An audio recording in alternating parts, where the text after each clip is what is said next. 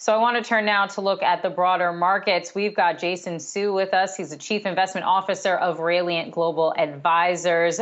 Jason, thanks so much for joining us. Now, I want to talk about some of those inflation figures. We saw the sharpest year-over-year rise in inflation in more than a decade. How much does inflation present a risk to the markets right now? Well, inflation, I think, is the driver of prices today. And I think some of the fragility we're seeing in the market is precisely because inflation has now made all good news a potential bad news, right? It was the case before. Bad news is probably good news, and good news is even better news. But now, with inflation rearing its ugly head, people are thinking maybe good news is going to cause the Fed to hike rates earlier than expected, and that's going to have a dampening effect across all sectors and across all assets. So inflation is very much the focal point.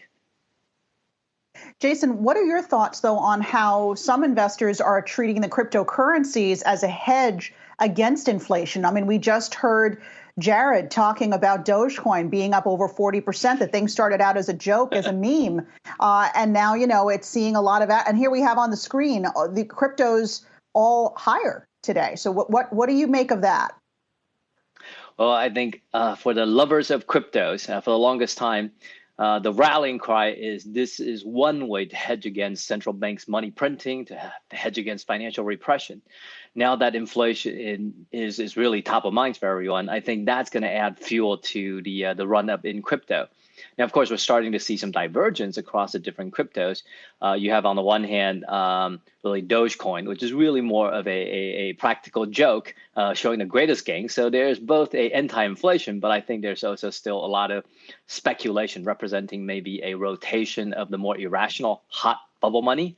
But you're also seeing Bitcoin really being the laggard here, reflecting now a new dimension of thinking about cryptocurrency, which is the cryptos aren't all the same. And in the case of Bitcoin, it is not very green. And I think for the more socially conscious, Gen Y investors, that's starting to be an issue, and perhaps what was a differentiating characteristic is now a undesirable characteristic for Bitcoin.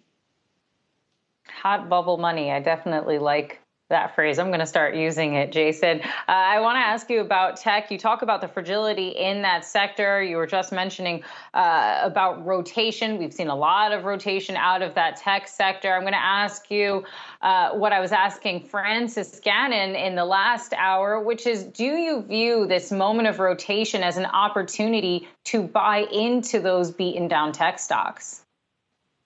Ooh, I think personally, I'm a little scared.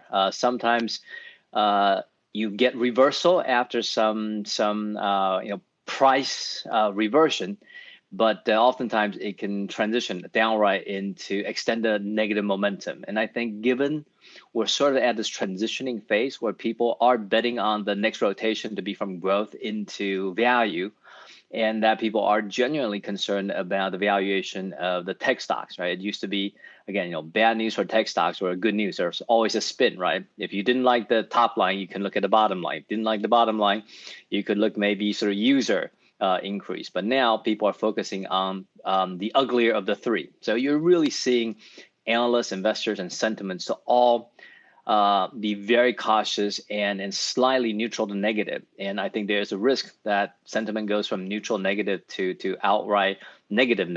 And again, with the backdrop of inflation and potential rate hike, which had previously been sort of the positive, wind to the tail for tech, that may become a headwind. So I'd be more cautious around trying to buy on a dip. All right, Jason Hsu from Rayliant Global Advisors, thanks so much for joining us today.